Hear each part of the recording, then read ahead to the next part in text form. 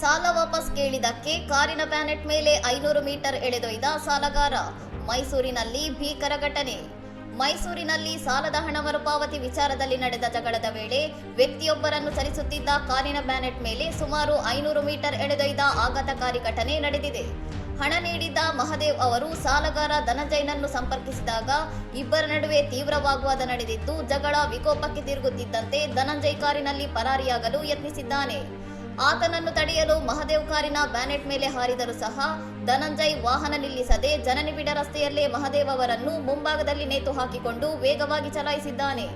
ಕೆಂಪು ಬಣ್ಣದ Maruti Suzuki Baleno car ಆಂದೋಲನದ ವೃತ್ತದ ಸಬ್ ರಿಜಿಸ್ಟರ್ ಕಚೇರಿಯಿಂದ ಕುವೆಂಪು ನಗರ ಪೊಲೀಸ್ ಠಾಣೆ ರಸ್ತೆಯವರೆಗೆ ಭೀಕರವಾಗಿ ಸಂಚರಿಸಿದ್ದು ಸಾರ್ವಜನಿಕರನ್ನು ದಂಗಾಗಿಸಿದೆ. ರಸ್ತೆಯಲ್ಲಿದ್ದ ಇತರ ವಾಹನ ಸವಾರರು ಈ ಭೀಕರ ದೃಶ್ಯವನ್ನು ತಮ್ಮ ಮೊಬೈಲ್ನಲ್ಲಿ ವಿಡಿಯೋ ಮಾಡಿಕೊಂಡಿದ್ದು, ಸದ್ಯ ಈ ದೃಶ್ಯಗಳು ಸಾಮಾಜಿಕ ಮಾಧ್ಯಮಗಳಲ್ಲಿ ತೀವ್ರ ವೈರಲ್ ಆಗಿವೆ.